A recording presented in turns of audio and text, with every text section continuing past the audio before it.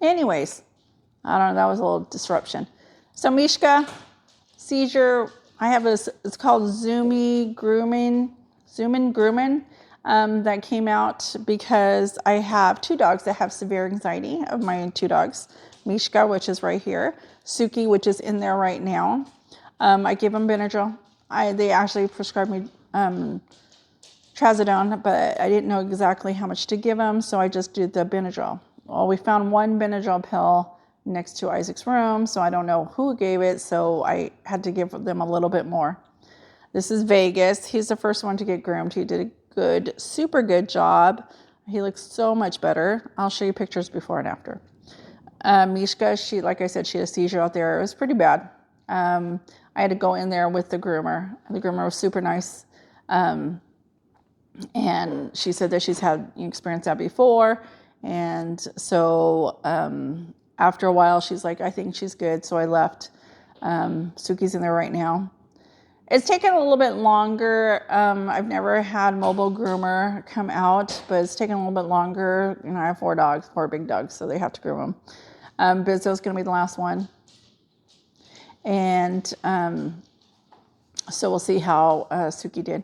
And I'll show you before and after pictures of these crazy dogs. So hopefully they will be better. I'm washing all their blankets and everything. Anyway, so I just wanted to go over a little bit. I know I'm the only one that always videotapes. I'm trying to get my other people, get everybody's schedules going. We had Easter was yesterday. We had Easter egg hunt with my side of the family. And then we were planning on, my dad's birthday is coming up, which is April 18th. My dad, as most of you know, passed away on October 10th. That was really hard for me because I'm super close to my dad. The last few years, I've been trying to get down here. We planned on, I was with him. I would fly in every once in a while. Victor had a contract here. I'd fly in every once in a while to talk to him or see him. Talk him, give him encouragement. I saw him in rehab. I made him eat while he was in rehab and kind of worked with him. And I told him, this is what we're going to do when I move down here. I'm going to move down here. I'm moving down for you. He's like, don't move down here for me. No, I'm moving down here for you. I want to spend some quality time with you. My husband, Victor, he had said before, Diane, you need to spend time. You don't know how much longer your father has. And I was like, yeah, okay, well, he has plenty of time, My father's been my hero, my best friend. He's like a rock to me. He's there. He probably knows everything about me. My husband does too, but my father knows a lot of stuff. We went through a lot together. So as an adult, and as a nurse, I've seen patients die, and I've seen, I experienced that a few years ago with Victor's dad passing, my father-in-law, and then probably like 13 years ago, 14 years ago, my mother passed. And so I thought, well, I said, my dad, he's still got a long time to live. And I just tell people, don't take that for granted. I'll just tell you a brief story. This is maybe interesting to you guys, maybe not, but several people know the story. We were getting everything ready at our house, and everybody knew that we were moving in Vegas to Arizona. And so my last day of work, all my friends were saying goodbye to me. We're, exchanging gifts, crying and everything. And I'm in contact with my stepmother all the time with my dad. My dad had been in the hospital a couple of days, and she's like, oh, he's just tired. He doesn't want to eat and all that. Well, that's a normal thing. Like, he's in and out of the hospital, and then he snaps out of it, and then he's good for a while. So that's what I thought this was at. So during the day, my stepmother text messaged me, hey, can you call me? And I'm like, okay. So I call her, and she's talking to me. She's like, he's not really waking up. He's like in a deep sleep. And she's just like, he's just not waking up, he's like, they're trying to stimulate him and everything. And I don't think nothing of it. I think, well, he's just tired, that's how he is.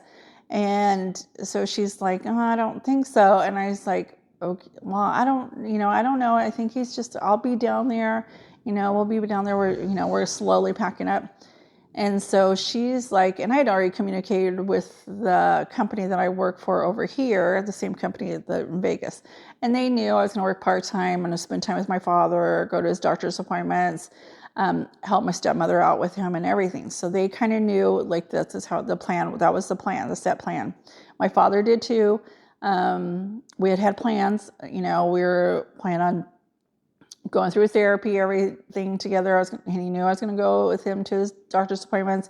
I just spent almost all my days off with him, just quality time and helping him out and just talking with him and everything. And so I decided to go, I was on the phone with my stepmother, and she was like, hey, they're calling rapid response in now. And I said, why? And she said, because his blood pressure is down to, I think, 70 over 40. And I was like, I don't understand, like, what's going on? I said, I know he hasn't eaten and everything. She's like, I don't know what's going on. I'm going to have to call you back. So I don't know what's going on. So I have to call Victor, my husband, and say, what's going on? He was in Arizona at the time and going to be flying up to Vegas to help us pack and get everything ready. And he said, I don't know, let me find out.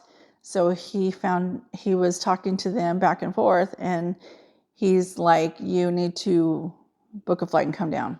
And I said, what are you talking about? And he's like, come down now. He's like, you have to come down. And so Victor and I, a relationship, we're both nurses, but we've always told each other to be straight. Like, if something's going on, we need to be straight and say, this is what's happening. Especially Victor, 100% my trust in him. And if he tells me I got to come down or something's going on, I have to trust everything. I trust him 100%.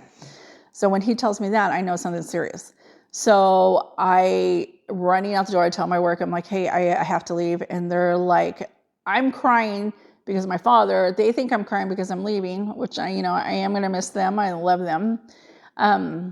Then I get home and I tell my children, it's Isaac and my son, and then Jacob, my other son, and my daughter Faith. And they're looking at me crying, and they kind of know what's going on. They said that my son Isaac had my husband on the phone, and then my stepmother was on my other phone, and Victor is talking to the doctor on one phone, and then the doctor's talking to him through the other phone. And so in the middle of all that, Faith is trying to pack my clothes and everything, because they're trying to book a flight.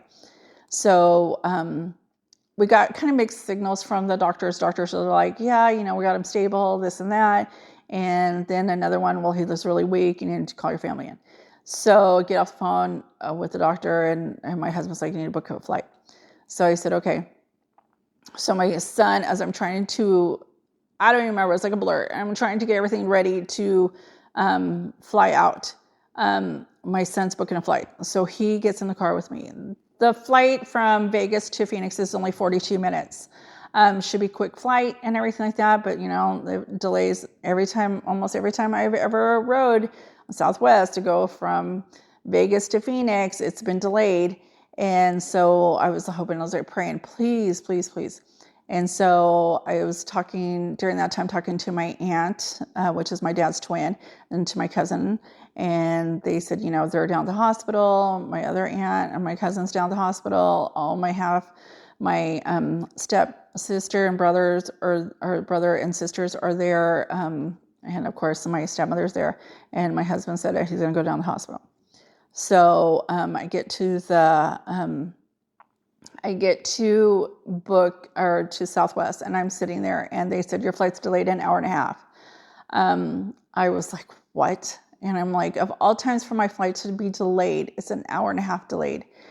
So I have to call them and say, listen, my flight's an hour and a half delayed. And so my husband's like, I don't think you're going to make it. And I said, what are you talking about? I'm going to make it. He's like, no, you have to. I think you're going to have to say goodbye on the phone. And I said, I will not say goodbye on the phone. No, I will not say goodbye on the phone. It is something I don't want to say. He will hold on to me. And So they are like, no, Diane, you gotta say goodbye. So they put the phone up to me, and I don't know if anybody's in that position. Like, how do you say goodbye on the phone? Like, how do you say goodbye to somebody that you admire so much? And I see him with this big old oxygen thing. He's a DNR, and I know that he doesn't want any of that. And I know he doesn't want to be kept alive. But they're like, he is on this for me. So how do you say goodbye on the phone? You can't. I FaceTime. I can't say goodbye to my father. Like, that's just not reality to me. So I said no, and I told my dad when I'm FaceTiming him, I'm like, you better hang on. I said, I'm doing the best I can. I will be there. You have to hang on. And I refused to say goodbye. During that time, my husband's like, I'll pick you up in the airport and all this. And I'm like, okay. So I text my aunt, which is my dad's sister. And she's like, I told him he needs to hang on for you. I told him, and my cousin said that too. He told him he needs to hang on. We're telling him and all this in his ear. So then the lady next to me, sitting right next to me, kind of where Mishka's at, said to me, I didn't mean to listen to your conversation. She goes, but I'm praying for you. And she's like, I'm so sorry. And I said, thank you. And her son, probably 6 or 7, he hands me this Bible, this little Bible. And he says, you need to have faith. And I looked at him and I was like, okay. I'm in shock. So I'm like, okay. I go, thank you. And then they got up and left. I don't know where they went. I thought they were on my flight because they were sitting right next to me. But, I'm just a disaster at the airport. I get on the plane and I'm numb. And it seems like the longest 42 minutes ever. I get off the plane. I get in the truck with my husband, Victor. And he says nothing to me. And then he knows that I want him to always be honest with me. So he says nothing to me. So I'm thinking, he's not saying nothing. So does something pass away or something bad? Like, he doesn't tell me. So I turn around to him. I'm like, did my dad pass away? And he's like, no, he's hanging on. And he's like, Dan, they're doing everything they can to keep him hanging on for you. And I said, okay. So the longest drive ever was to Thunderbird Hospital. I get there and my cousin knows I'm getting there, and my stepmother greets me at the elevators. So I walk up the elevators and she greets me with Kleenex. Well, she doesn't know, but almost 14 years ago, when my mother passed away, I had left. We've been there all day long with my mother, and they told us, you need to come up because she's starting to, they call it modeling, she's starting to pass away. She's doing the whole death rattle and everything. So I get off the elevator for my mother, and the nurse and the hospice person was there, and they greeted me and told me, your mother passed away. So my stepmother didn't know that that's how they greeted me for my mother. So with her greeting me with Kleenex, I just looked at her and I said, did he pass? And she's like, no, I just thought I'd give you Kleenex. And I said, okay. Well, I told her later on that that's how they greeted me with my mother. I am walking in and I see him with a mask on. So they give me time to be in there. So I have Victor in there with me. What do you say? What do you say to your father that is laying there? A man that is my hero, a man that I've not worshipped, but admired all my life. He's just part of me. We had such a tight closeness. What do you say? How do you say goodbye to somebody right there when you're almost like forced to say goodbye? And I'm like, I don't want to say goodbye. How do you say a zillion things that you think about to him in those few moments? I don't know if he hears it. I don't know. maybe he does, or maybe he didn't. He just looks very weak and very, it's hard to explain. Everybody that's been through it with their parent, watch their parent pass away, have their parents pass away, you just don't know that feeling. Like, it's just overwhelming.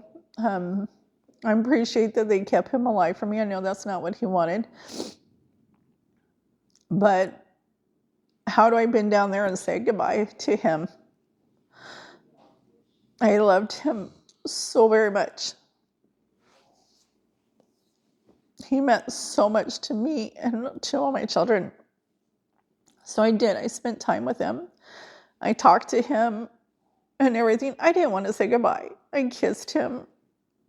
As a Lowe family, it's not, we don't ever kiss or hug or like that. It's the whole Lowe thing.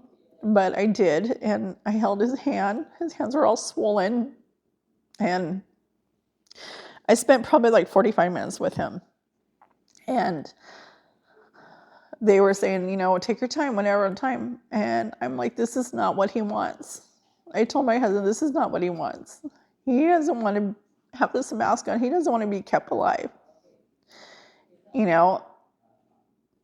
So I told him, I said, let's just kind of stop it. Let's take him off his breathing machine. And it was a hard decision, yeah. But how much can you just let him just sit there? He wants to go, he wants to go. So they took him off. They had all the family come in, and they took him off. It took about 45 minutes. We know what it's like to watch them pass away, in medical. And it's hurtful. You're watching them die in front of your eyes. You're watching the man that raised you die right in front of your eyes, and it's just not something that, no matter what age you are, is not something that it's easy. It's easy. It's not easy. But he did pass away. He, we all stood around after he passed away because we were watching his vitals go, and then finally flatlined. And then they had the nurse come in, and then they had another nurse come in, and they verified everything. And he was gone.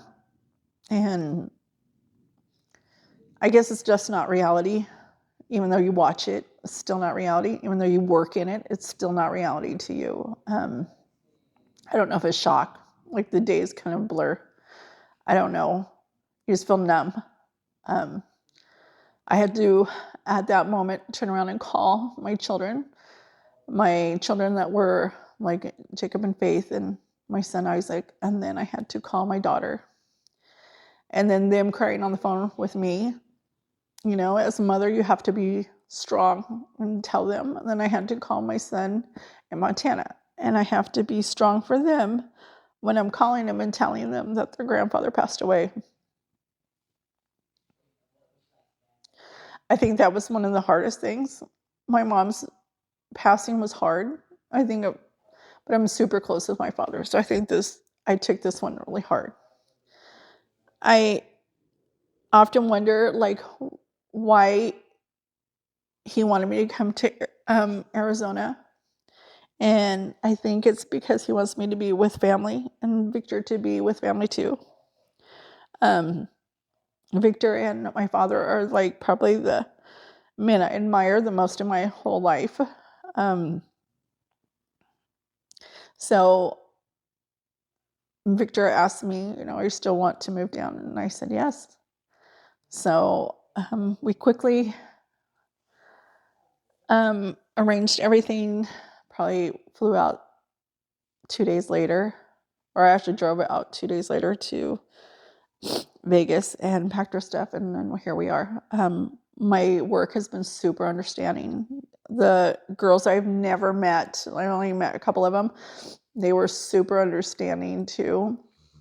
Of course, knowing everything that's going on, I took a month off for work. it took me 3 weeks or a month to go see my father's tombstone. It was hard for all of us to come together to plan his funeral, but it turned out very nice. Super nice. It was like probably better than I could ever expect it. My dad would have loved it. So many family members, so many of his friends. I saw how many people loved him, how many people respected him. There's so many kind words about him and everything.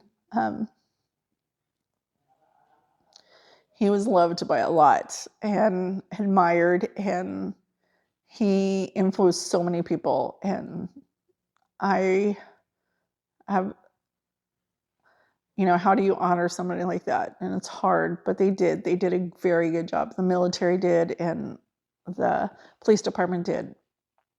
Our families got to say, their goodbyes. I was able to speak. I feel like that helped me out with dealing with it. Victor had to do a speech. Also, they asked him to read the obituary. Yeah, that was hard for him. He choked up pretty hard. But I thank my family and friends and for being there. Like I said, we take everybody for granted. We take our parents for granted. These young kids, they don't understand that, what we do for them in life as they're young. They still don't understand. But they take their parents for granted. A lot of people, I see so much disrespect and everything to parents and all that. And that's not how it should be. I mean, once you lose them, you lose them. These are people that gave you birth and that raised you. And you think that you have all this time with them and you don't. I thought I had all this time. I'm moving back. Oh, here I am. He's going to move back and everything's going to be great. No. He passed away before I even had a chance to really move back and experience any time with him. And I do feel the guilt because I could have moved down a few years ago. I had said it, but selfish me was like, oh no, I have all this time. I'll be good and all this. No, I didn't have all that time. I didn't, I regret that I didn't save his text messages or I didn't save his voice messages on my phone because I don't get to hear his voice anymore. I just remember everything he would say to me is have faith, Diane, have faith. And it sticks in my head all the time. But you take it for granted. You don't know if that's the last text message you'll get, the last voice message you get. You don't know. So I kind of wanted to say that because his birthday is going to be the 18th. It's going to be really hard for us. I might film a little bit. I don't know if we're going to film at all that day. I thank you guys so much for being supportive. I know I'm the only one that's been on these videos, and I'm trying to make it more exciting and everything. We're just kind of new at this. We'll be doing more stuff, but it's something that since my dad's birthday is coming up, I kind of wanted to tell you guys the story, and a lot of you knew the story and understand it. So, I'm going to just kind of end it there. I'm going to show you more pictures of before and after of these dogs. We changed kind of our little logo on for Chatrageous. We kind of made it like fun, like their pictures are a little bit fun now. But that's it for today. Thank you. Have a nice day. Hey everybody, you heard my mom about what she said about our father. About my grandpa. I talked in the video that we made before, but I didn't record the audio, obviously, so there's that. But I just want to say, always appreciate your parents. You don't really know what you have until you lose it, right? And it never really hits you, so appreciate your parents, okay? Any young kids watching, appreciate your parents. They care for you very much. And yeah, bye.